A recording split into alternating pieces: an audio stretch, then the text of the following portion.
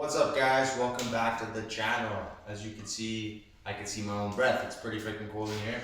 I got the fire going because it's winter time, and winter time where I'm from means lots of snow.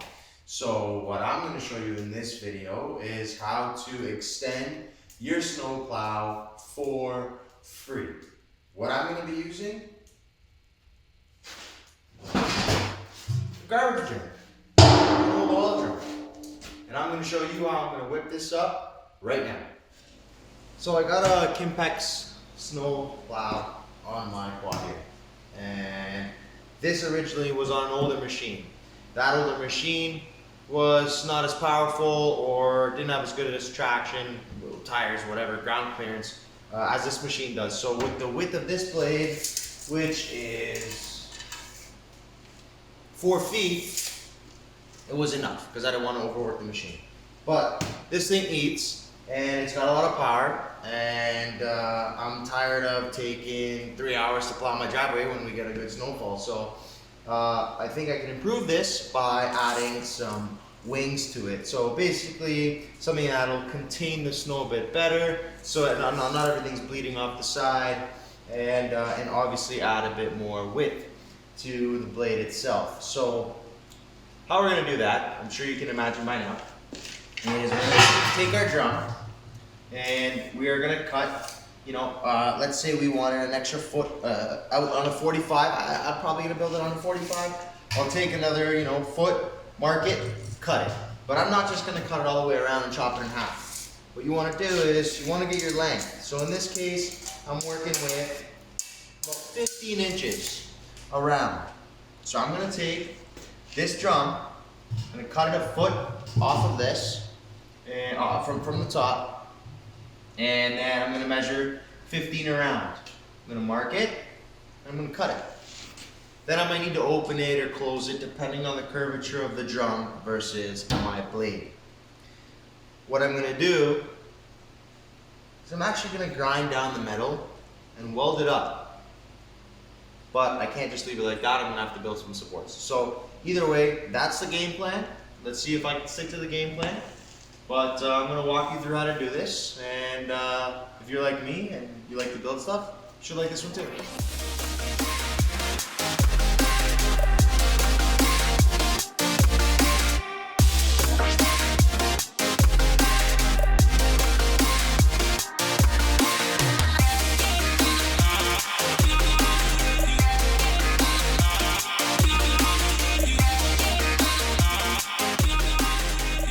Alright, well, I got my wings cut.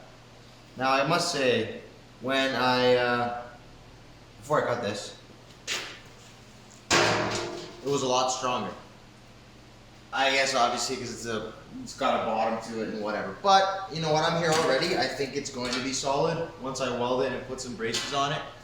We're here, we're going to do it, we're going to try it, and I'll let you know how it goes. So anyway, these are our wing pieces. I've cut them 15 inches to roughly the height of the blade.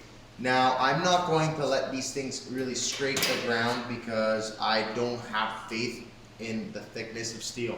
But what I am going to do is I am going to keep them off the ground a bit. With the amount of snowfall that we get, it'll still contain the snow, so it won't just bleed off the sides. It should make my life a lot easier, and not having it on the ground should hopefully have it last longer.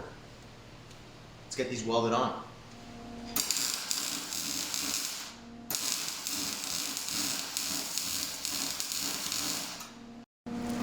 Alright guys, well, one of them's all welded up, and to be quite honest, it's more rigid than I expected. The bottom is a little flimsy with the top. You can't really see it in the video. But once you stiffen up one of the corners, the other one can't go anywhere either. So what I think I'm going to do is I'm going to get a steel rod and just go from here to somewhere up here on a diagonal. That'll keep this nice and strong. But honestly, this is freaking solid. So I'm impressed. Now, I think the hard part's going to be matching up the other side to make it the same. So let's work on the other side. Guys, I'm sorry. I had to. I lied. I went against the plan. I put a support. And let me tell you, It is freaking solid. A lot better. A little bit lower. But that's a solid piece of tube. So God forbid, you know, I clip something. I'm a lot better off now. So that's a little update. I actually wanted to finish that off before I went on the other side. But seriously, like, this ain't going anywhere. I need to smash something really hard for that to come off. So I think we're much better off that way. Well guys, there you have it. Both sides are complete. I'd say it looks pretty symmetrical. For the most part, I'm really happy I added those supports on the bottom. It's made everything nice and rigid. And also brought it down a little bit. Not too much, just a little bit. And of course, any low impacts will be a lot better taken with those supports there. And everything, guys, everything I made with just scrap, just nothing, just an old drum and some scrap conduit I had, which I mean was galvanized. So when you're welding galvanized, make sure there's some open space, or else you're gonna poison yourself. But anyway, free, $0, 0 cents, just a little bit of wire, and a little bit of time. Well guys, I don't know about you, but I can't wait to use this thing. I think it's gonna work like a champ. I mean, it looks like a beast. I think I'm gonna leave the Petro Canada on the outsides, but I'm gonna paint the inside so it doesn't rust. But honestly, guys, scrap material, a little bit of time.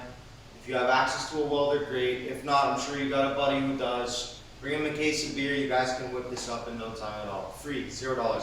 Save so much time. You know, you don't have to mess around with your driveway as all the snow goes left, right, left. You know, just keep that, continue, cross the road. Anyway, I could babble on all day. I'm actually really happy with how it turned out, and honestly, it's solid. So I don't see it going anywhere. So I take back what I said about not having faith in the material. Once you reinforce it, tickety-boo. Anyways, hope you enjoyed the video. Hope I inspired you. Full throttle or no throttle.